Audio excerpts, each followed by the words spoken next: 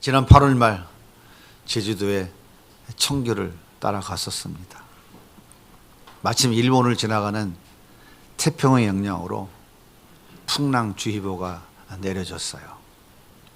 거센 파도가 하얀 물결을 일으키며 달려와서 방파제에 부딪힐 때 엄청난 굉음이 울려 퍼졌어요. 컴컴한 밤에 공포감이 들더라고요. 만약 이 거센 파도를 막아주는 방파제가 없다면 어떻게 될까? 아마도 그 인근에 있는 집들, 건물들은 맥없이 부서지고 말 것입니다. 그러면 많은 사람이 희생되고 많은 재산들을 잃어버리는 엄청난 피해가 발생할 것입니다. 오래전에 보았던 해운대라는 영화가 떠올라서 참 섬뜩했습니다. 거센 바람과 파도를 막아주는 방파제가 무너진다면 모든 것이 다 무너지고 말 것입니다. 오늘 본문은 이 세대를 본받지 말라 그렇게 말씀하고 있어요. 그리고 마음을 새롭게 하여 하나님의 온전하신 뜻을 분별하라 그렇게 말씀하십니다. 다시 말하면 이 세대, 우리가 살아가고 있는 이 시대를 뒤덮고 있는 이념과 사상 그리고 문화와 관습을 본받지 말라라고 말씀하고 있는 거예요. 그리고 하나님의 뜻이 무엇인가 하는 것을 다시 한번 깊이 고민하고 생각하고 깨달아야 된다라고 말씀하고 있는 것이죠. 우리가 본받아서는 안 된다고 경고하는 이 세대를 뒤덮고 있는 것이 도대체 뭘까요? 한마디로 말하면 성평등입니다. 성평등. 양성평등은 남자나 여자나 법적으로나 경제적으로나 정치적으로나 문화적으로나 관습적으로나 직업적으로나 모든 영역에서 차별 없이 동등한 기회를 가질 수 있도록 보장하는 개념이에요. 이것을 우리는 다른 말로 표현하면 개별적이라고 이야기해요. 개별적 차별 금지라고 말하는 것이죠. 그러니까 무슨 얘기냐면 흑인과 백인 차별하면 됩니까? 안 됩니까? 안 되죠. 남녀와 남자 직원과 여자 직원의 월급을 차별하면 될까요? 안 될까요? 안 되는 거예요. 남자기 때문에 더 주고 여자기 때문에 덜 주고 그건 안 되는 것이죠.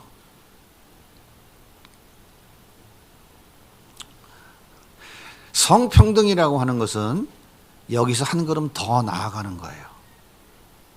그래서 자기가 원하는 성별로 법적 지위를 인정받고 차별 없이 모든 활동을 할 수 있어야 된다라고 하는 거예요. 그러니까 무슨 얘기냐면 남자가 여자로 성전환 수술을 하면 여자로 인정해 줘야 된다는 거예요. 법적으로, 사회적으로, 정치적으로, 경제적으로, 문화적으로, 관습적으로, 직업적으로 모든 면에서. 반대로 여자가 남자로 성전환 수술을 하면 동일하게 남자로 인정해 주어야 한다라고 하는 것이죠. 여기서 한 걸음 더 나아가서 동성끼리 결혼하는 것도 인정해 줘야 된다는 거예요. 이렇게 자기가 결정한 성별을 자기가 마음대로 누리며 살아갈 수 있도록 해주자고 말하는 것이 차별적 포괄금지법이 아니라 이것이 바로 포괄적 차별금지법이다라고 하는 거예요.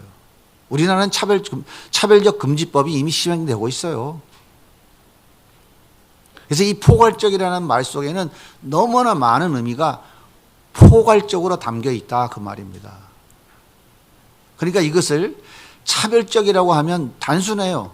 남자와 여자, 흑인과 백인, 뭐 키 큰 사람과 키 작은 사람, 뭐 이렇게 간단합니다. 그런데 포괄적이라는 단어를 집어넣으면 우리가 이해하고 상상할 수 없는 너무나 많은 의미들이 그 속에 포함되어 있는 거예요. 그러니까 코에 걸면 코걸이, 귀에 걸면 귀걸이가 된다. 그런 의미인 것입니다. 2023년 7월 18일 동성 배우자가 국민건강보험 직장 가입자의 피부양자로 등록해 줘야 한다는 대법원의 최종 판결이 나왔죠. 그러니까 무슨 얘기냐면 남자와 남자끼리 결혼해서 동성이 커플이 살고 있어요. 근데 직장을 다녀. 그러니까 지금 동성 커플, 동성 내 아내잖아요. 이 사람도 피부양자가 돼야 된다는 것이죠. 법에다가 소송을 했어요. 1심, 2심에서 안 된다고 했어요. 근데 대법원에서 된다고 해줬어요. 최종적으로 대법원에서 판결이 나기를 동성 배우자도 국민건강보험 피부양자의 자격이 허락돼야 된다라고 판결을 해준 거예요. 이 판결 후에 국민건강보험공단에 확인을 해봤어요. 어떻게 진행이 되고 있습니까? 했더니 지금 국회에서 법을 제정하고 있는 중이고 국회를 통과해서 시행령이 공포가 되면 바로 피부양자 등재가 될 것입니다. 라고 답변을 받았다는 것이에요. 그런데 중요한 것은 뭐냐면요. 동성 커플의 건강보험 피부양자 자격이 허락되어진 나라가 세계에서 36개국이라는 거예요. 36개국. 그런데 이 모두가 2년 안에 차별금지법이 통과되었다고 하는 사실이에요. 이게 중요한 거예요. 대법원 판결이라는 풍랑이 밀려올 때 이들은 전부 다 별것 아니라고 생각했어요. 그러다 말겠지. 그래봐야 뭐 소수의 사람들이 그러다 말겠지. 안일하게 생각한 것입니다. 그런데 그 별것 아닌 것 같아 보였던 작은 풍랑이 불과 2년 만에 거대한 쓰나미가 되어 하나님의 창조 질서라고 하는 방파제를 무너뜨려 버렸어요. 동성애는 하나님이 가증하게 여기는 죄라는 이 진리가 이 시대의 물결에 모두 파묻혀 버린 것입니다. 우리나라도 대법원 판결이 나온 지 이제 1년이 지났어요. 우리의 마음을 새롭게 하여 견고한 진리의 방파제를 세우지 않으면 유럽처럼 미국처럼 쓰나미에 다 무너지고 마는 것이에요. 2001년 네덜란드는 유럽연합 27개국 중에서 동성결혼 합법화를 가장 먼저 시행한 나라입니다. 동성결혼 합법화를 허락하지 않은 나라들은 그와 비슷한 법, 시민결합이라고 하는 법을 만들었어요. 비슷한 거예요. 표현만 바꾼 것이지. 그래서 총 27개 유럽연합 국가 중에 27개 국가가 동성결혼 합법화, 포괄적 차별금지법이 통과된 거예요. 근데 가장 먼저 이 포괄적 차별금지법이 허용된 나라가 네덜란드라니까요. 네덜란드가 어떤 나라입니까? 개혁주의 신앙의 요람이 네덜란드예요. 오늘 우리 교회가 주장하는 개혁주의의 요람이라고 하는 나라가 네덜란드라니까요. 이 네덜란드는 매춘을 법으로 허용해 주고 있어요. 수간, 동물과의 성행위도 법으로 허용해 주고 있는 나라예요. 개혁주의 신학교의 요람이라고 하는 그 유명한 캄펜 신학교. 자유주의에 완전히 다 젖어버렸어요. 변질된 지 오래됐습니다. 유럽 국가들 전체 평균 주일 예배 출석률이 1%가 안 된다고요.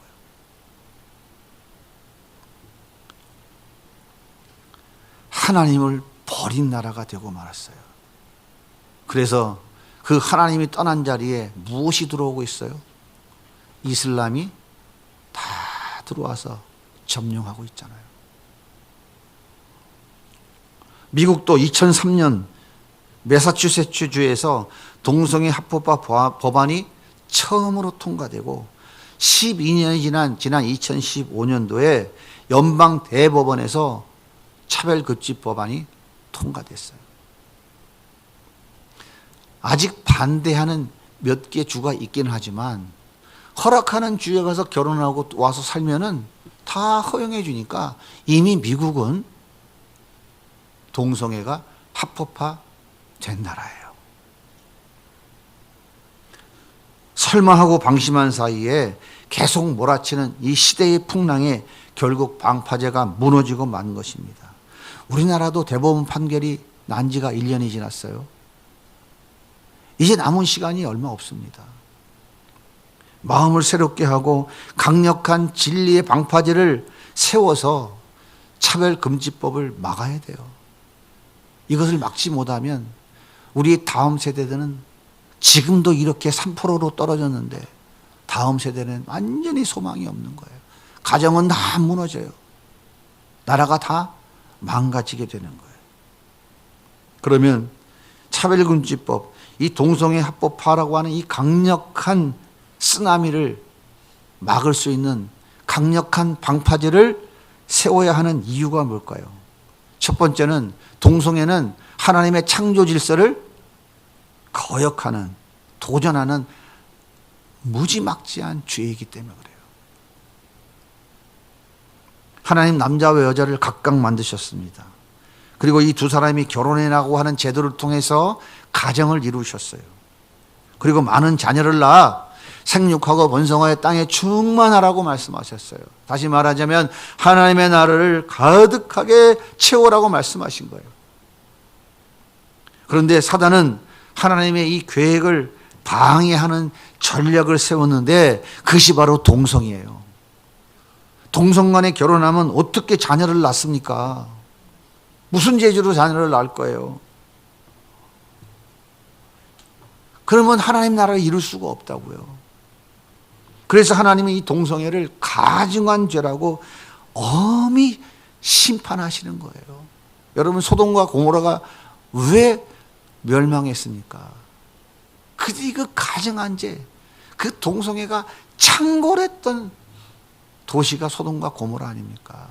하나님이 롯을 만나기 위해서 두 천사를 보내는데 그 두 천사를 상관하겠다고 롯의 집을 소돔의 사람들이 다 둘러싸서 내놓으라고 난리쳤잖아요. 그때 롯이 뭐라고 그럽니까? 내 집에는 아직 남자를 모르는 딸이 둘이 있다. 이들을 내줄 테니까 이렇게 하면 안 된다. 이들은 우리 집에 온 손님이다. 쓸데없는 소리 하지 말라. 내놓으라.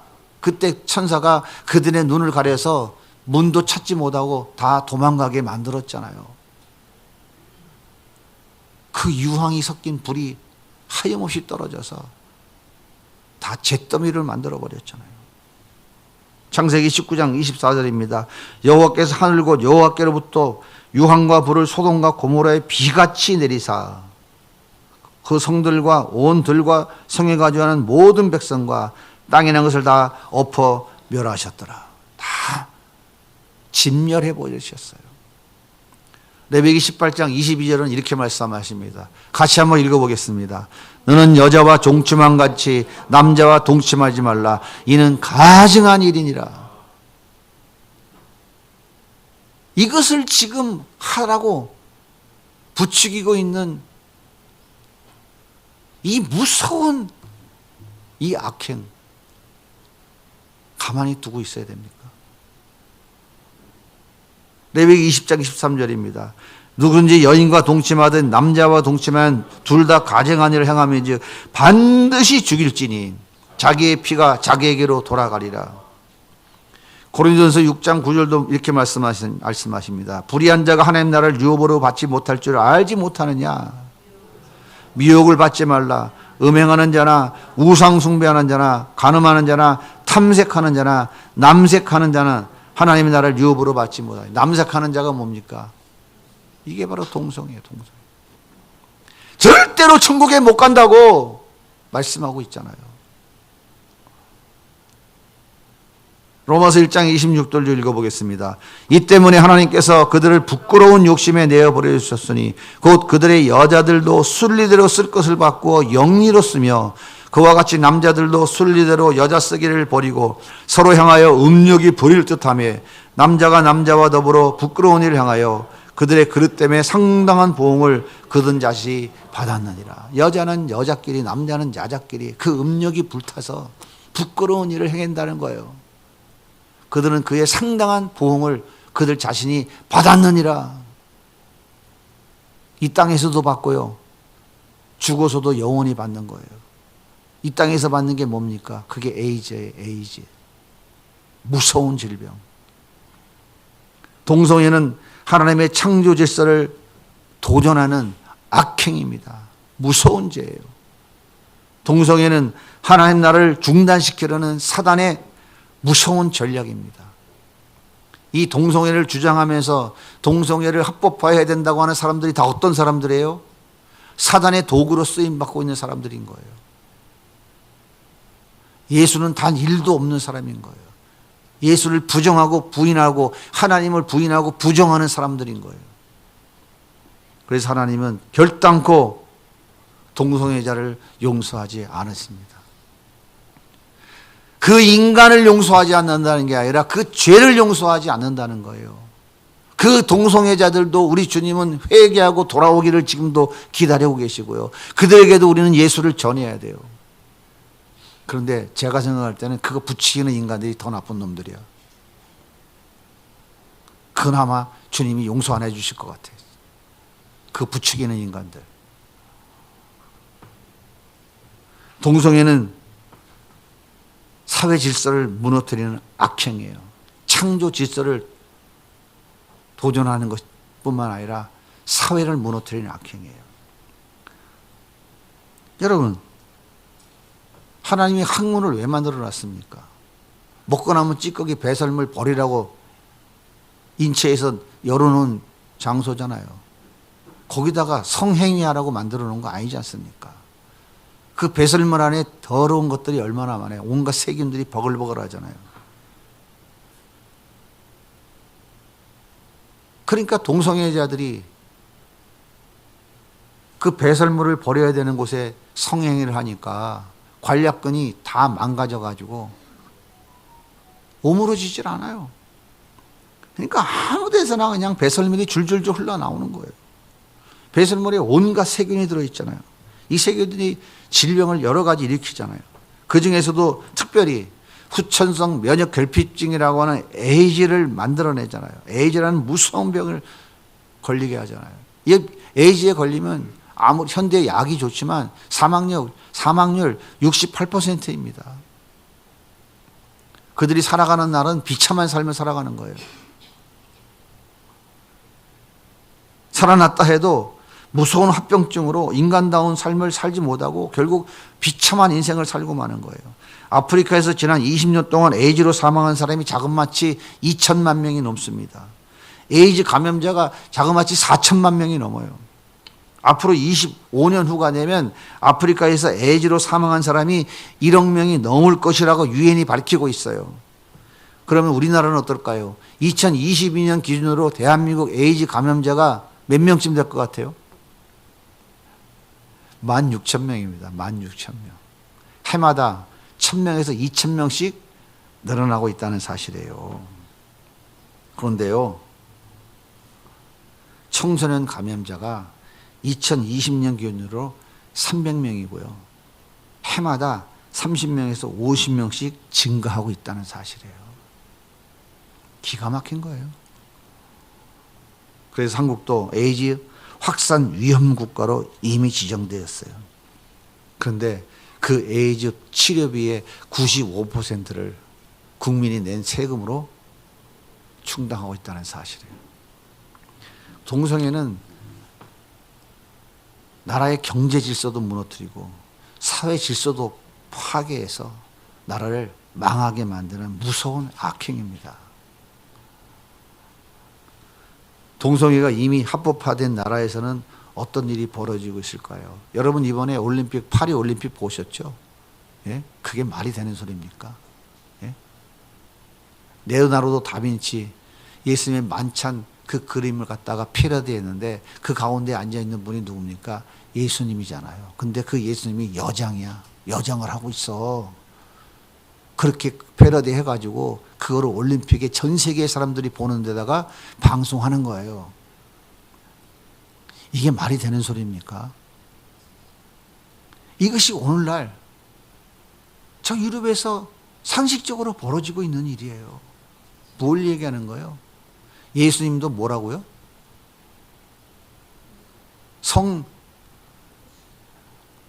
성소수자에 포함된다는 거 아닙니까? 2004년 동성애법이 통과된 미국 매사추세츠 공립고등학교에서 연극을 했대요.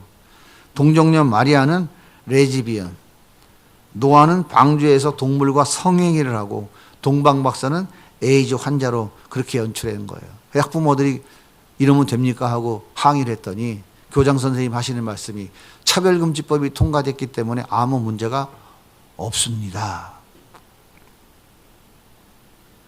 5살 먹은 자녀가 유치원에서 동성결혼과 동성 간의 성행위에서 교육받는다는 사실을 학부모가 알고 항의하러 갔어요. 그랬더니 학교 선생님이 경찰에 신고해가지고 감옥에 갔다니까요. 우리나라는 지금 안 가르치고 있는 줄 압니까? 우리나라도 가르치고 있어요. 음으로양으로. 미국 오리건주에서 제과점을 운영하는 크리스찬 부부는 평소 고객이었던 동성애자들이 결혼 케이크를 제작해달라고 부탁을 했는데 그걸 거절했어요. 그랬더니 그들이 가가지고 너무너무 심리적으로 큰 고통을 받았습니다. 저들이 우리 요구를 거절했습니다. 너무너무 억울해 미치겠습니다. 가서 고발했어요. 벌금이 얼마 받았는 줄 아세요? 1억 4천만 원. 빵집에 갖고 무슨 돈 얼마나 벌겠다고. 파산. 미국 오하이오주의 한 목사님은 동성결혼 주례를 거부했다는 이유로 하루에 $1,000씩 주례해 줄 때까지, 아니면 감옥에 가라는 판결을 받았어요. 최근에도 뉴스에 나왔죠. 미국 어느 감리교 목사님이 설교 도중에 동성애는 죄라고 했다가 그 자리에서 파면 통보받아 갖고 쫓겨난 거. 최근에도 뉴스에 나왔잖아요.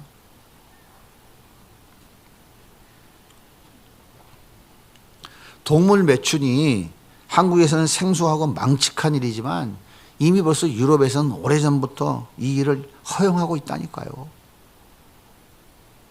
미국이나 유럽의 대부분 나라는 동물 매춘이 불법이지만 덴마크는 강제로 취용하거나 학대하지 않는다면 이 수간도 동물과의 성관계도 합법인 나라라니까요. 갈 대로 간 거죠. 갈 대로 간 거예요. 우리나라에서 차별금지법이 통과되면 어떤 일이 벌어질까요? 2013년 차별금지법이 처음으로 국회에 상정되었을 때요. 그 법을 위반하면 2년 이하의 징역 또는 1,000만 원 이하의 벌금을 물린다는 조항이 들어있어요. 그런데 거기에 플러스 뭐가 있냐면 강제 이행금 3,000만 원 추가. 한 번 경고하고 2번 경고하고 3번 경고했는데 벌금도 1,000만 원 했는데 그래도 계속한다. 그럼 벌금이 이제 3,000만 원으로 뛴다는 거예요. 학교에서는 우리 자녀들이 동성 결혼은 정상이고 동성 간 성행위는 이렇게 하는 것이라고 가르쳐 줘야 돼요. 안 가르치면 큰일 납니다. 만약 이를 반대하면 형사처분을 받게 돼요. 성소수자의 인권을 보장한다는 가면 아래 대다수 국민들의 표현과 양심의 자유가 심각하게 억압당하는 상황이 벌어지게 되는 것입니다. 한번 여러분께 한번 여쭤볼게요. 어느 날 내 사랑하는 딸이 아빠, 나 이 사람하고 결혼할래. 언제 날 잡을까? 하고 자매를 데리고 왔어. 그럼 어떡하실래요? 할렐루야! 하나님이 예비하신 귀한 우리 사이가 왔구나. 날짜 잡자. 그러실 수 있겠어요? 오늘 아들이 엄마 좋은 며느리감을 소개해 드릴게요. 하고 이쁘장하게 생긴 남자애를 데리고 왔어. 그럼 어떻게 하시겠어요? 할렐루야 하고 책상을 치면서 그래, 그렇지. 너는 자유롭게 너의 성을 결정할 수 있어. 그래라, 잘했다. 하나님의 축복이다. 하실 수 있겠어요?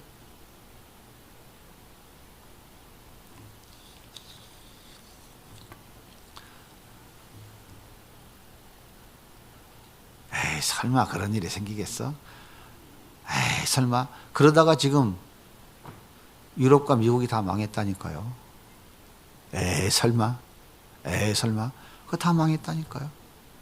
우리나라에서 대법원에서 에이, 설마 말도 안 되지. 우리나라 헌법은 성평등을 인정하는 게 아니라 양성평등을 인정하는데 에이, 말도 안 되지. 말도 안 되지 하다가 어떻게 했어요? 대법원에서? 동성배우자 피부양자 등재해주라고 대법원 판결 나왔잖아요. 어저께 뉴스에 나오더만요. 어떤 국회의원과 시민단체에서 이거는 위헌이라고 소송한다고. 그렇죠. 위헌이죠. 헌법에는 아직까지 뭐예요? 성평등을 인정하지 않잖아요. 양성평등. 한 남자와 한 여자가 결혼하여 가정을 이룰 때 그 남자의 아내를 배우자로 피부양자로 등재한다고 헌법에 규정되어져 있는데 설마 하는 사이에 슬그머니 통과가 됐다고요. 대법원의 확정 판결이 났다니까요. 그럼 그 확정 판결 가지고 이제 법을 만들죠. 일단 법을 만들어 놓으면 어떻게 돼요? 쉽게 안 바뀌어요. 헌법에 입에 내니 어쩌려 하면서 치열하게 싸우면 세월 가는 거예요. 세월 가는 동안 이미 법은 통과됐기 때문에 동성애자들은 다 퍼지고 학교 교과서는 다 바뀌고 아이들 교육은 다 바뀌어버린다고요. 그 재판이 뒤집어져서 이건 잘못됐다, 위헌이라는 판결을 받을 때까지 한 달, 두 달 만에 끝날 것 같습니까? 1년, 2년, 3년, 몇 년 걸릴지도 몰라요. 그 사이에 세상이 다 바뀌어버린다고요. 그래서 나중에 만약 설사 위헌 판정이 받아졌다 할지라도 이미 어떡할 거예요, 그때. 애들 교육 다 받았는데. 애들 한 번만 가르쳐 보십시오. 애들 금방 따라해요. 얘들아, 잘못된 거는 그건 누가 어른들이 잘못 가르쳐 주면 이렇게 하면 되는 거야. 그러면서 애들이 유치원에서 뭐 배우고 옵니까? 삐 이거 배우고 오잖아요. 난 뭐 하나 했어. 삐 하면서 그거는 아니에요. 그러면 휴지 버려야 되니? 이거 버리면 돼, 안 돼? 뭐 하는 거야? 안 된다는 거예요. 아니 손주들 크는 거 보니까 그냥 알겠더라니까. 야, 교육이 이렇게 무서운 거구나. 할아버지 삐 할아버지 삐 이러고 앉았더라. 그렇게 가르치는데 그 아이들에게 1년, 2년, 3년 동성 간 결혼에 대해서 성행에 대해서 가르쳐 보십시오. 애들 다 그렇게 하는 줄 알아요. 이미 지금 6살 먹은 애가 유치원 가서 배우고 와서 물어본다니까요.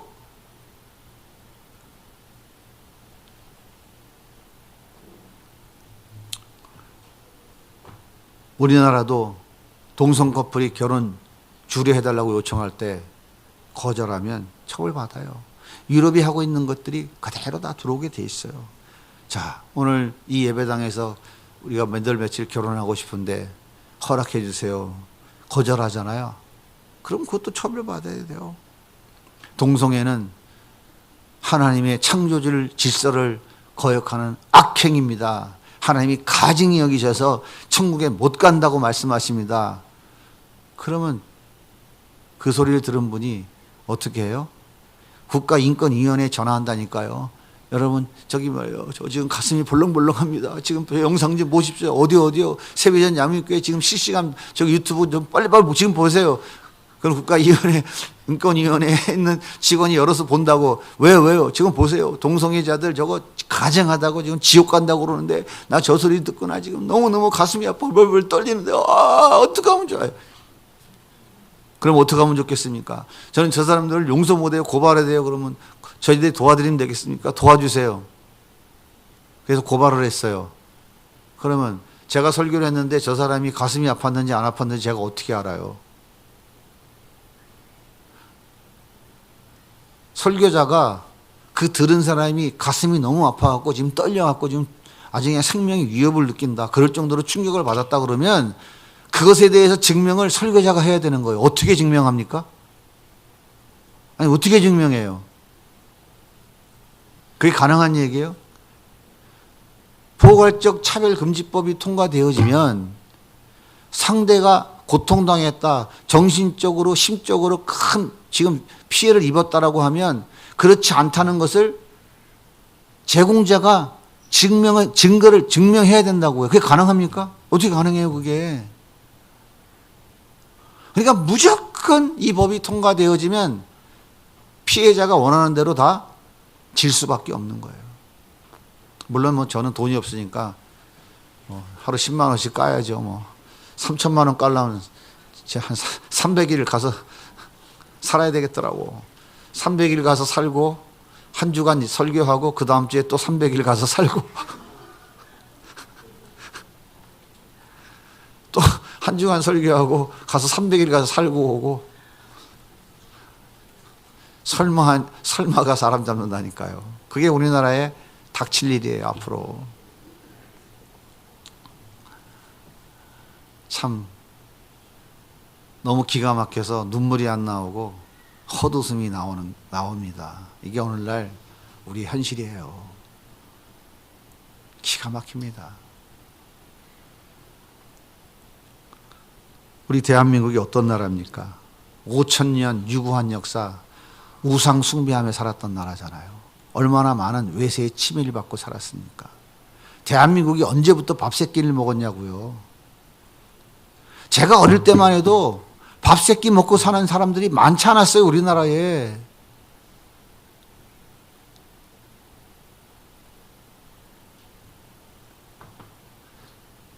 쌀 한 옵 집어넣고 우거지 잔뜩 썰어놓고 된장 풀어서 푹 끓여가지고 풍풍 불려가지고 7명, 8명 식구들이 그거 한 그릇씩 먹고 그것도 몇 끼나 먹었어요. 국민의 8, 90%가 다 그렇게 살았다고요. 보릿고개 청년들은 모르죠. 30, 40 세대 몰라요. 50살 먹은 세대도 잘 모를걸, 보릿고개를. 60대가 넘어가야 좀 이해를 하지. 겨울 지나고 봄이 되면 양식이 다 떨어져가지고 보리가 이제 보리 추수할 때까지 먹을 게 없는 거예요. 산에 가서 칡뿌리 캐다 먹고 개구리라는 개구리 다 잡아먹고 나무 뿌리 캐 먹고 풀 뜯어 먹고 그러고 살아가요. 보리 추수할 때까지. 그래서 보릿고기라고 그런 거예요. 그렇게 살았던 민족이라니까요, 대한민국이. 상상이나 있어요. 1975년도, 75년도인가 73년도인가 우리나라에 처음으로 포니 자동차, 현대에서 포니 자동차를 만들었어요. 깡통 두들겨서 만든 거지. 그때 뭐라 그랬어요? 우리나라에 마이카 시대가 온다 그러니까 사람들이 다 조롱했어요. 놀고 앉았네. 마이카 시대? 야, 이씨 밥 세 끼도 먹는데 마이카 시대가 와? 여러분, 제가 전설 따라 삼절리 옛날 그때 그 시절 얘기를 하는 게 아니에요. 우리 바로 몇십 년 전 우리나라의 현실이라고요. 포니를 타고 다니는 사람이 대한민국에 몇 명이나 있었을까요? 손에 꼽을 정도로. 그런 시절에 그 춥고 배고픈 시절이 지금 불과 몇십 년 사이에 식당 가면은 먹는 것보다 버리는 게 더 많은, 그래도 하나도 아깝다고 생각지도 않고 마구마구 버리는 이런 세상에서 풍요롭고 풍요로운 세대에 우리가 살고 있다고요. 청년들 놀아도 뭐죠? 국가에서 용돈 주잖아. 65세만 넘어가봐 지하철 요금도 안 내고 타더라고. 좋대 그거. KTX를 타도 30% 할인해 주더라고. 나 지난번에 부산 가는데 이거 좋더라고. 극장 갔는데 아니 50% 할인해 주더라니까. 이렇게 좋은 세상에 살아요. 얼마나 대한민국이 살기 좋은 나라입니까? 세계에서 1등 제품 몇 가지나 만들어요. 대한민국 최고, 철강 최고예요. 반도체 최고예요. 통신 최고입니다. 한두 가지가 아니잖아요. 대한민국에 석유 한 방울이 납니까? 무슨 지하 자원이 있어요. 아무것도 없는 나라예요. 어떻게 이게 가능했겠어요? 이 땅에 140년 전 하나님께서 복음을 주신 거예요. 복음을. 그 십자가의 복음 때문에 우리는 일제 36년을 견뎠고 6.25의 그 처참한 폐허에서 나라가 세워진 거예요. 그 복음 때문에. 그 복음이 이 땅에 들어와서 연세대학교를 세우고 보성학원을 세우고 수많은 기독교 학교를 세워서 거기에서 수많은 사람들이 성경적 세계관으로 공부한 거예요. 성경적 가치관으로 공부한 거예요. 성경적 세계관과 가치관이 뭡니까? 나를 위해서 남을 살리는 십자가의 삶, 그것이 예수의 삶이잖아요. 그렇게 살아가니까 대한민국이 부유한 나라가 된 거예요. 하나님이 축복해 주시니까. 그래서 한국의 교회가 최고 많을 때는 성도가 1200만 명, 교회가 6만 개, 목사가 5만 명, 그런 시절이 있었잖아요. 지금은 너무너무 많이 줄었지만.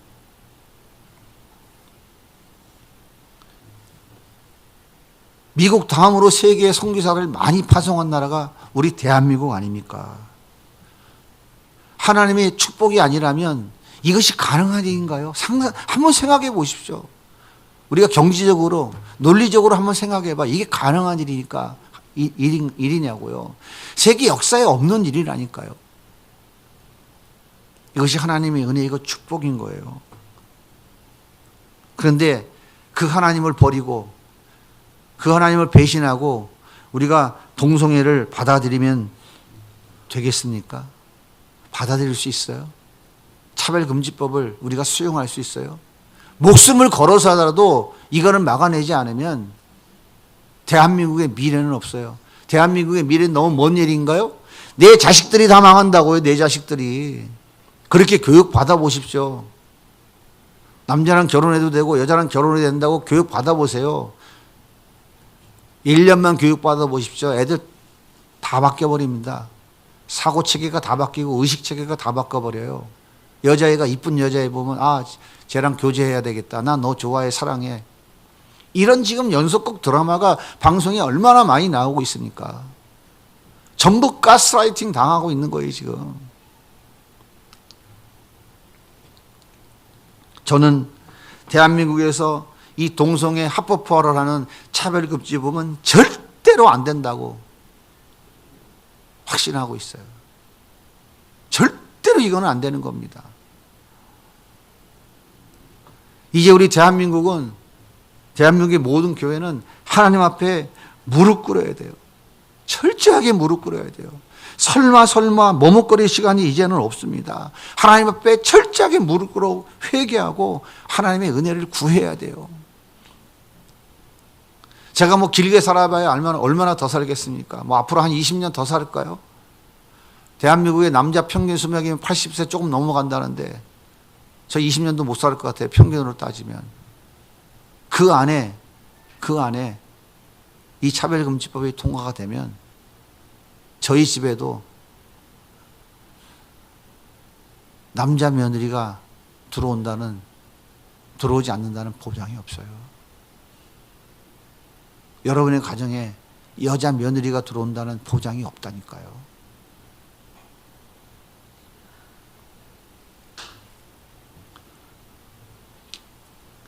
바알에 무릎 꿇지 않는 모든 그리스도인은 거룩한 방파제를 다시 세워야 됩니다. 다시 세워야 돼요.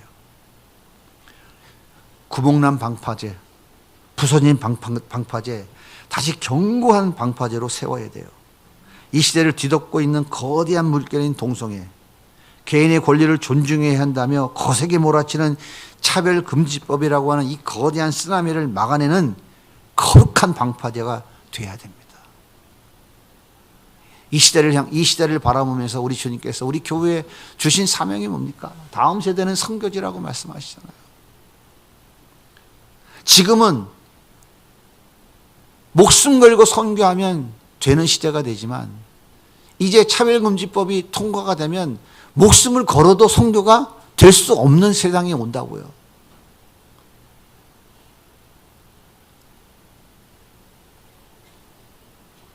가정을 지키고 교회를 지키고 사회를 지키고 나라를 지켜야 됩니다. 전 세계 수십억 인구가 바라보는 올림픽 그 현장에서 예수님의 성만찬 사진을 동성애자로 패러디 해가지고 방송하는 이 무지막지하고 파렴치한, 인간으로서는 양심의 일도 없고 인간이를 포기한 짐승만도 못한 이런 짓을 버젓이 하고 있는 이 세상 속에서 우리 자녀들이 어떻게 무엇을 보고 거룩한 하나님의 자녀로 세워질 수 있겠습니까? 서울대학 가겠다고, 좋은 대학 가겠다고, 예수고 하나님이고 교회고 다 팽개쳐버리고 그 길을 향해서 달려가는 이 시대의 다음 세대 아이를 바라봐도 가슴이 저며지도록 아픈 현실인데, 그런 동성애로 착몰시켜버리면 그 아이들이 전부 거기에 마음이 뺏겨서 그들의 피난처가 되고 그들의 방파제가 되어지는 그 잘못된 도구로 다 사용하게 된다 이 말이에요. 에이, 대학도 못 가는데, 에이, 승질 나는데, 오늘 나 기분 더럽게 나쁜데 오늘부터 여자 해야 되겠다. 여자 화장실에 들어가는 거야. 여자 목욕탕에 들어가요. 그럼 여자들이 수치심을 느껴서 112 신고하잖아요. 그 사람들 다 잡혀가야 돼요. 아, 열받아. 아, 오늘 시험 봤는데 오늘 기말고사 완전 이거 진짜 망쳤네. 아, 성질나. 오늘 나 남자가 되고 싶어. 남자 목욕탕에 들어가는 거야. 어떻게 감당할 거예요?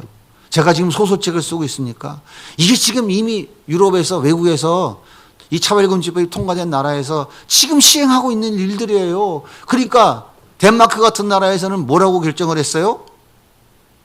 1년에 한 번만 자기 성을 바꿀 수 있다. 이 법을 만드는 거 아닙니까? 덴마크에서는 1년에 한 번만 성의 자기결정권은 1년에 한 번만 인정해 주겠다. 왜? 너무 그러니까. 아유, 오늘 아침에 일어나니까 기분이 뽀글뽀글해. 큐티를 했는데도 영 은혜가 안 돼. 아이씨, 나 오늘 남자가 될래. 난 남자야. 목욕탕 가는 거야. 남자 사우나에. 여자가.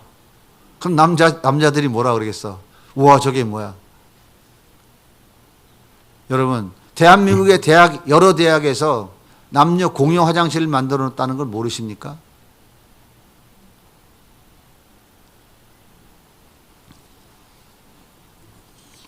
나라를 지키고 민족을 지키는 것 이전에 내 가정을 지키고 우리 자녀들을 지키고 교회를 지키려면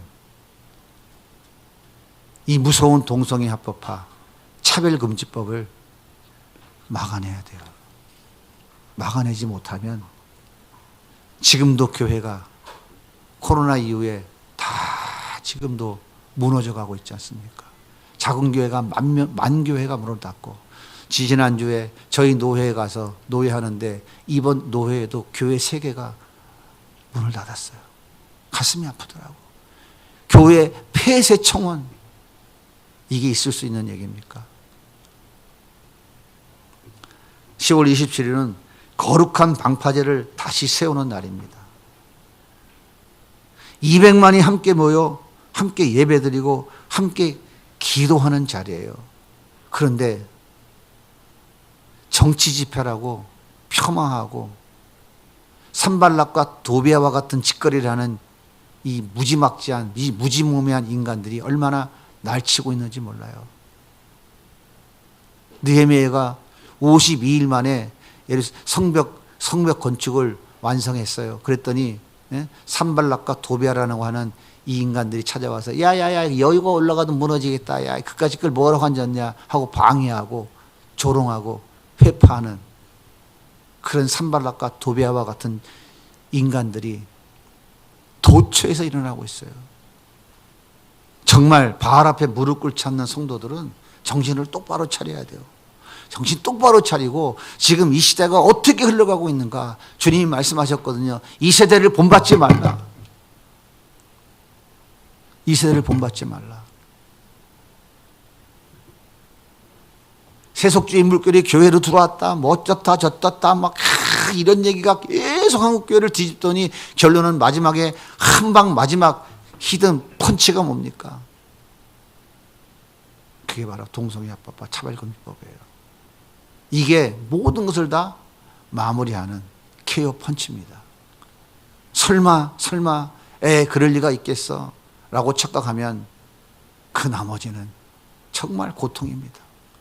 그때는 진짜 신앙 지키려면 감옥에 갈 각오를 하고 동성애는 죄입니다 라고 얘기할 수 있어야 돼요. 하실 수 있겠습니까? 하실 수 있겠어요?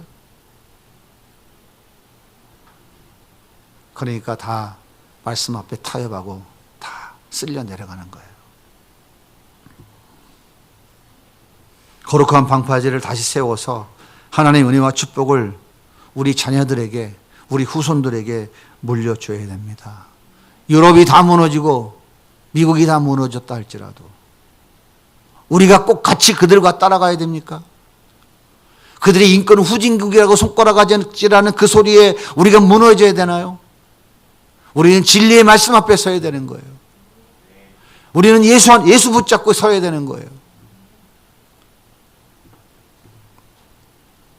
그래서 거룩한 하나님의 나라를 세워가야 됩니다. 이것이 하나님이 기뻐하시는 온전하신 뜻이에요. 이것이 우리에게 주신 사명입니다. 이 거룩한 대열에 우리 모두 함께 해야 됩니다. 몸이 불편해서 거기를 못 가도 상관없어요. 같이 기도하면 돼요. 그 마음을 가지고 같이 참여하시면 됩니다. 뭐 들것에 실려서 가라는 얘기가 아니에요. 이 시대의 흐름이 뭔지를 분명히 알고 정확하게 알고 우리가 어떤 자세를 가지고 여기에 임해야 될 것인가 하는 것을 분명히 깨달아 알아야 된다 이 말입니다.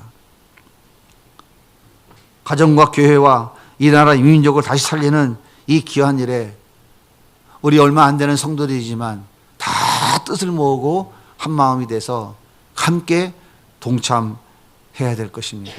이것이 주님이 기뻐하시는 축복입니다. 기뻐하시는 일이에요. 하나님께서 기뻐하시고 은혜와 복으로 갚아주실 줄 믿습니다. 찬양하고 같이 기도하십시다.